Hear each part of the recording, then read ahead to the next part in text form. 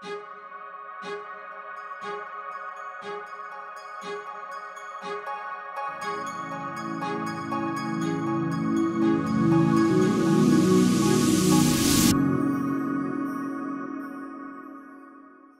hello and welcome to Kitty Talks. We share inspirational life stories that empower you to create yours. And today I have with me another amazing guest from the other side of the world. It's morning, 7:30 in the morning for me here, and it's 7:30 in the evening for her there. This is how committed we are to helping you transform your life. Sunniva Holt is a mindset and business coach who helps women create purpose-driven businesses, and she's all about money and manifestation. So Sunniva, welcome to Kitty Talks. Thank you so much. Thank you for having me here. Well, I'm glad we managed to actually get on the podcast, because this has been probably about, six weeks we've been trying to connect. Yes. Yeah. Oh, well, I'm really pleased. Sunniva and I have lots of mutual friends, and I kind of I don't know how I got connected to you. I think I just saw a picture of you and I looked at your work and I loved what you stood for, and you're a woman with a big mission, and that's what we're all about. So I would love for you just to explain to our audience, who you are and what you're doing in the world at the moment. Who I am is a fire starter. Love it. So my purpose in the world is to ignite fires in people and help them remember who the hell they actually are.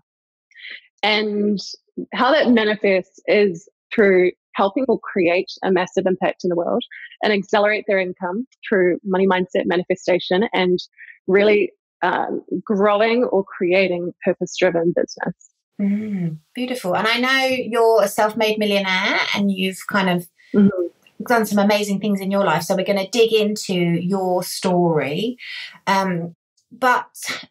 So tell me how you're a mindset coach, purpose-driven business. So Is it one-to-one? Is it groups? How do you work? Yes, I do both. So I work one-to-one with clients, and I also run an incredible life transformation program called Life on Your Terms, which is for women that are really committed to creating that life that they've always dreamed of, but just need the tools and the strategies to make it happen. It was so important, isn't it? Because I think we can accelerate our growth by putting ourselves around people like yourself who have been there and done it. So do you mind taking us back? Because one of the things that we love to do on Kitty Talks is hear about the transformational journey and hear about the transformational story. Because, what I really want to do and empower people to do is, they might look at you and me and think, oh my God, I can't do what they're doing. I have no idea how to get there. But actually, when they hear our stories, they can see themselves and they can relate to us. So, take us right back to the beginning. So born and bred in New Zealand? I was, yes. I was brought up in a very, I don't know if you've been to New Zealand. I have, you said you have a friend here. Here, right? Yeah, beautiful. Love it. So I grew up in a very isolated part of New Zealand. And when I say isolated, it was a 3-hour drive from a town. Wow, yeah. So, it was, I grew up in a very religious family, and I was one of 10 children. 10? And I was, 10 children. Wow, I've heard of 5 and 8, but 10. Yes, I have 5 sisters and 4 brothers. Wow, that's amazing. Yes, and we were all homeschooled. So we were homeschooled right through. And most of that time it was in religious schooling, because my parents were pretty hardcore, kind of fundamentalist Christians, involved in some very heavy religious stuff for a very long time. And it didn't, right from the very beginning, it never fully resonated with me. It just didn't feel right. And I was a curious cat.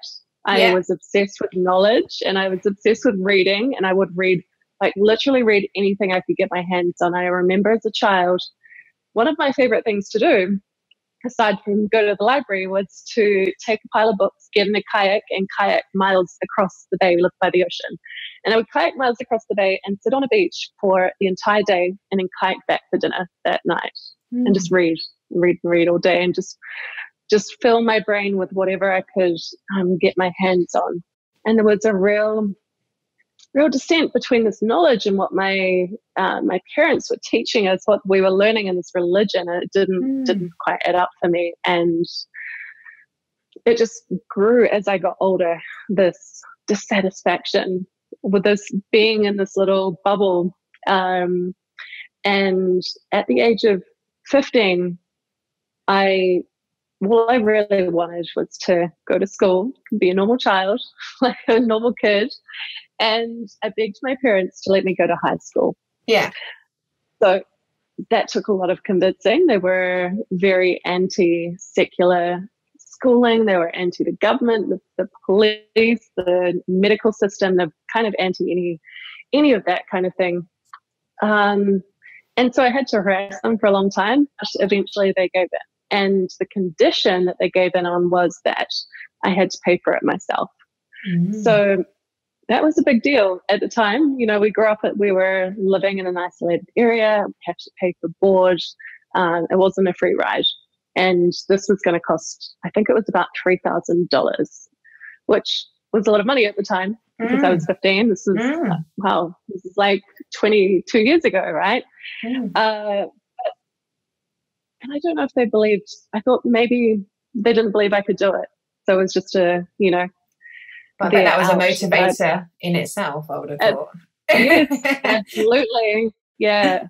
I'm the sort of person that tell me to go left, I want to go right. So nothing better to motivate me than that. And I just thought, like, I did whatever it took to make that happen. I was in the wool shed sorting sheep shit from wool. The dags, they call it, on farm life. And I was around at the neighbors, cleaning their fishing lodges, cleaning toilets, looking after their children. I was out on the farm pulling weeds and just went all in. I was working hours and hours on end for a very pitiful amount. But did you see it as almost like an escape?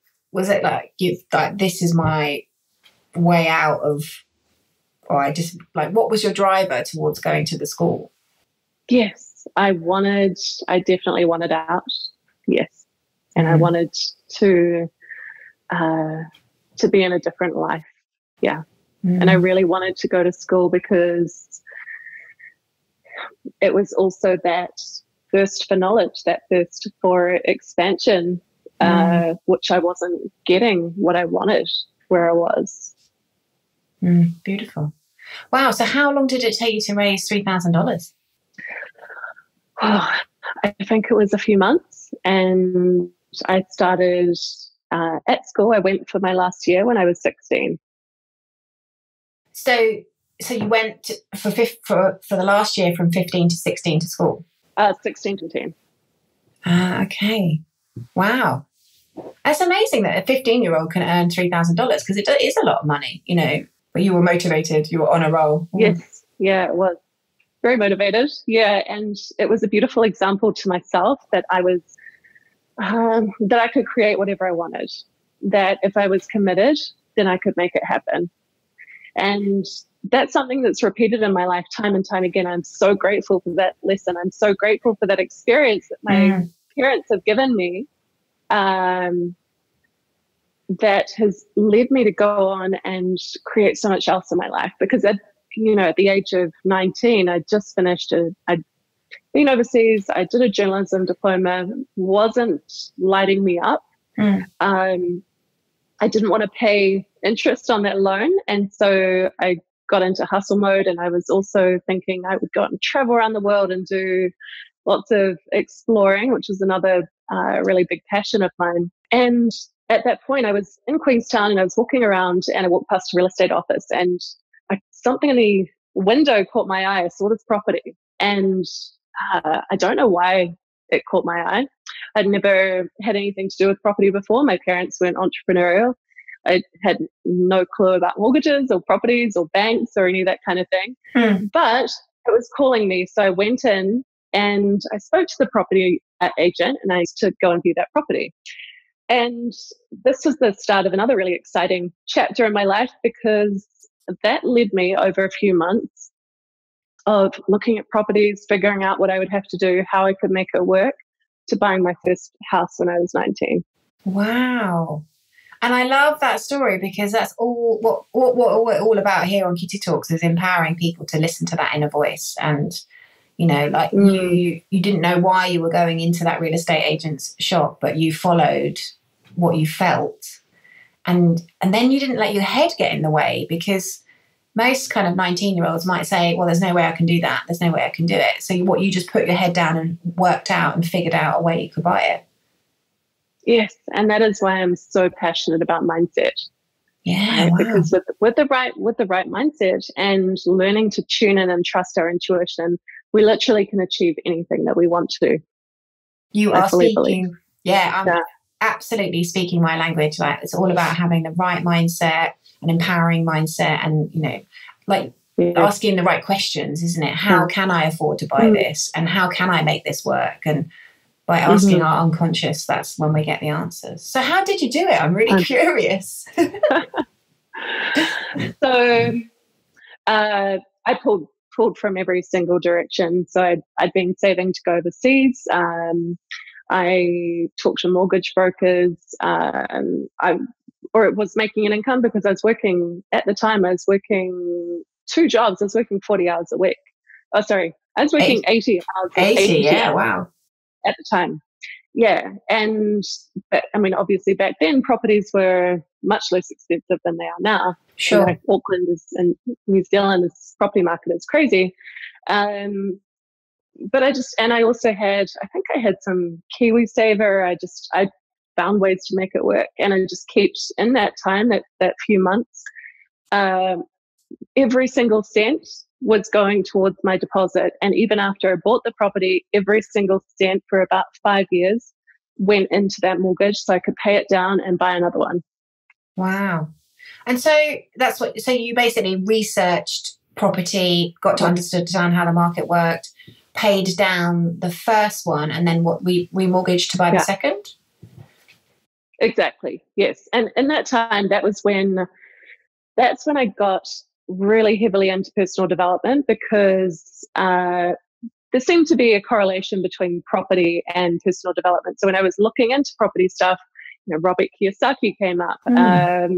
Tony Robbins was on TV with his infomercials, with his DVDs, which I thought, who is this crazy person? But I'm loving what he's talking about, so I'm into this. And I bought that set and I listened to it like religiously. It was in my ears every single spare second of the day that I had.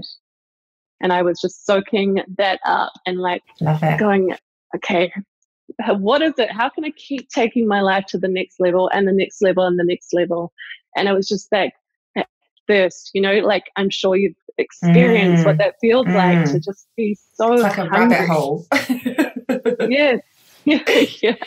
But that's fantastic, because for people listening, you know, that's an amazing example of, you know, I'm like you, like I love the whole total immersion thing. And I think if you're totally immersing your thing in that positive mindset, in that, you know, this is achievable, anything is achievable. Like I'm totally with you. And by the sounds of things, you were doing something that really quite excited you as well, that you enjoyed, you were passionate about.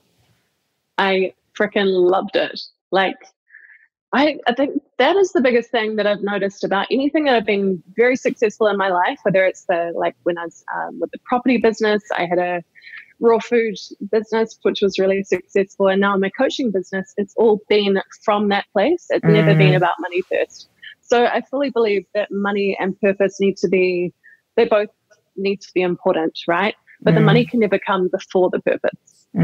Like, even if you do make a lot of money, it's not going to feel good. It's not going to fulfill you or leave you satisfied at the end of the day if you don't have that purpose as well.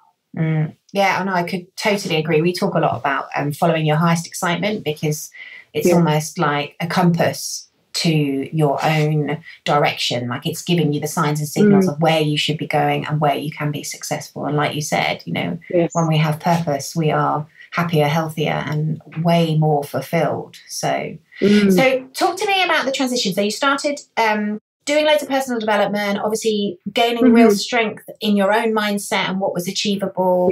And talk me through the kind of evolution of Sunniva. Mm. Well, there were quite a few years between, buying that first property, and I did go on to buy more and keep leveraging that. But alongside that, I was still hustling. I was still working jobs that I wasn't passionate about. There were periods of time where I was working for council, which was soul destroying. There's nothing like that made me want to shoot myself more than with government, let's be honest. And there were many years in between, right? Yeah, Of sure. being in shitty jobs, of doing that stuff. And sometimes I feel like, no, you know what? I feel like it was just that failing forward, continually trying things on, keep moving. Like, I'm so much about continually moving forward, because that's when you discover what it is that lights you up. And there might be 100 failures along the way to get to that massive success. But you've got to be willing to go through those failures and keep going and learning from them and just carrying on. So that was definitely what that probably like a good 10 years of my life looked like. All alongside that, I was building my property portfolio and buying more, leveraging, buying more, paying down when I could, living a very minimal life, because I was quite committed to the property thing and it was a fun game for me. I was like, this is kind of like real life Monopoly, Great, you saw it as a game. That's fantastic. I think that's a brilliant way to look at it. Yes. And then I got married. I had a beautiful daughter, and it was when I was pregnant with her, it was actually just before I got pregnant. I was like, I can't work for anyone else anymore. I'm done. Like, I'm jumping off the cliff. I don't even know what I'm going to do, but that part of my life is over. I am now unemployable. I even got this ink on my hand because I was like, this is a declaration to myself that I am no longer going into mainstream work. And during my pregnancy, I went through a really tough pregnancy. I was very sick. I was vomiting nonstop. I had hyperemesis and gestational diabetes. I was bedridden for most of that time in hospital. There was a couple of times where I was vomiting blood. It was horrendous. But I found healing in raw foods. And so that developed obviously into a passion for me. I was like, wow, there's something so powerful in this. So I'm going to explore this more. I'm going to start playing with this and seeing what else I can, do with this. And through that, I just started sharing recipes and photos and things online, and started sharing my experiences and what I was finding and learning and what I was creating. And that organically grew into a really huge, just kind of kept gaining this big audience of people that were really interested in what I was doing. And was that quite new in New Zealand then? Was that quite kind of... Yeah. 5 years ago, it was very new. Yeah. Yes. So you caught the wave. Yeah, without intending to at all. Yes. Well, you followed your passion.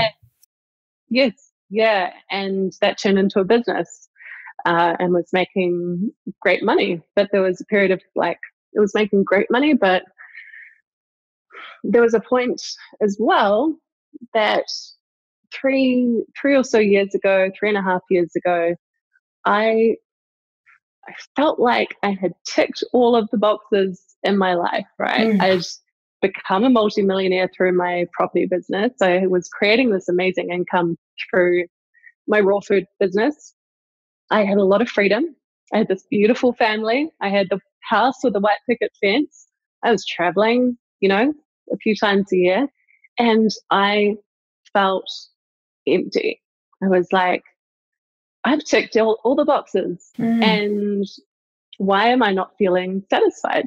There's something missing here. Got to the point where I felt actually depressed, because being such a seeker and such a somebody that was so thirsty for knowledge and wisdom and understanding, this didn't make sense to me, and I had to seek out more answers. It's like, okay, what is this missing puzzle piece? And being that I was always into personal development, I decided to dive into that in a much deeper way. And one of those things was we were just talking about Alexi and Preston Styles, Alexi Panos. One of those things that I did was the bridge experience, and that was a bit of a awakening for me. Really? The wow. eye-opening experience, yes, and the start of a real massive self-discovery where I found my purpose, I found my passion, I felt alive again. It felt like I was lying dormant, in some ways. And in that self-discovery and in this, like so many of us, I was like, okay, well, I have to follow this path and use what I'm learning to help other people. So again, just started sharing my experience, started sharing my story, started sharing what I was learning. And that has, over that time, as well as obviously training to be a professional coach and doing a hell of a lot of work and investing a lot of money, that has developed into the business that I have now. Wow. So I love your story because you're an amazing example of somebody who has just this passion and I suppose this need for growth, and you've always honoured that. And then you followed what I call the breadcrumb trail. You've followed your highest excitement. You've done the things that you're passionate about. You haven't necessarily listened to sort of the societal norm, and you have just done the things that kind of come naturally to you. And so I always talk about how our purpose evolves.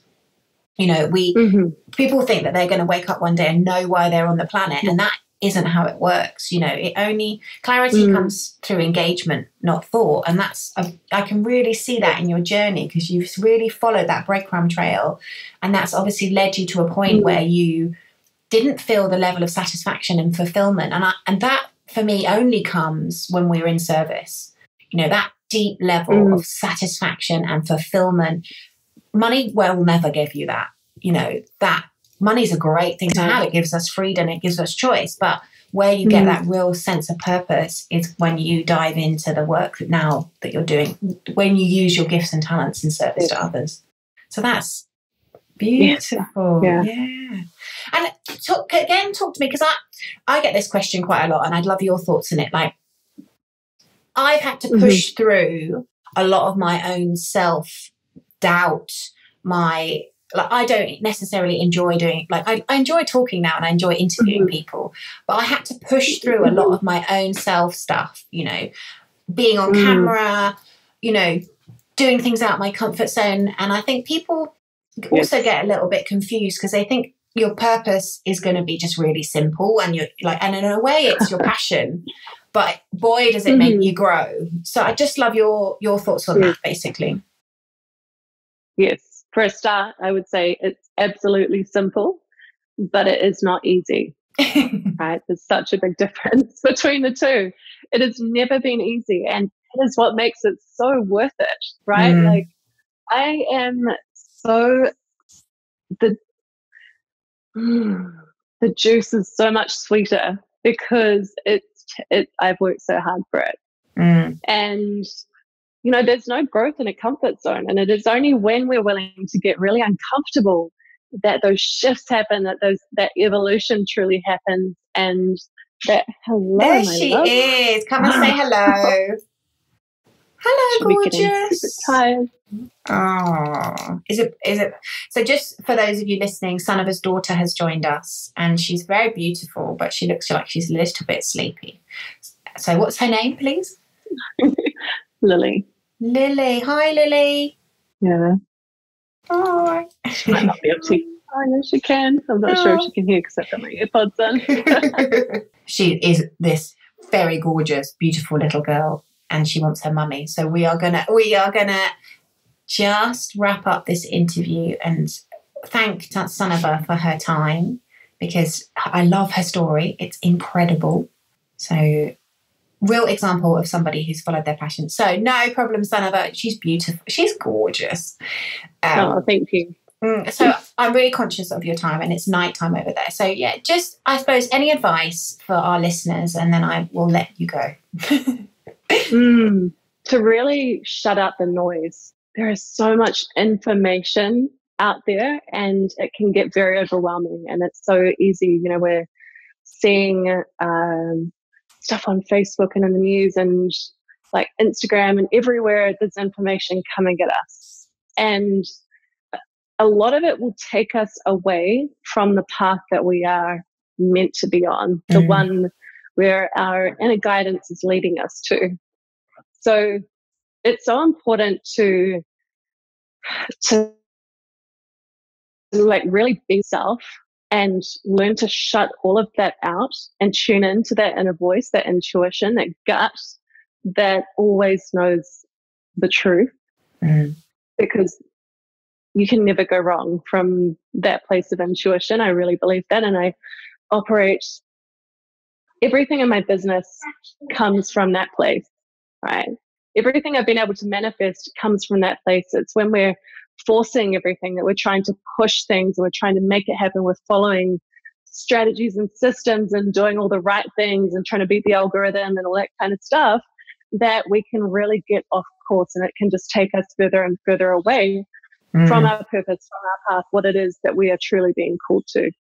So learning to trust yourself, and that can take practice. Sometimes we need to practice that in small ways in order to lean into the bigger things. Even learning to trust yourself when it comes to what to wear in the morning, what food to put in our bodies, what to the people that we should spend time with, just the smaller decisions.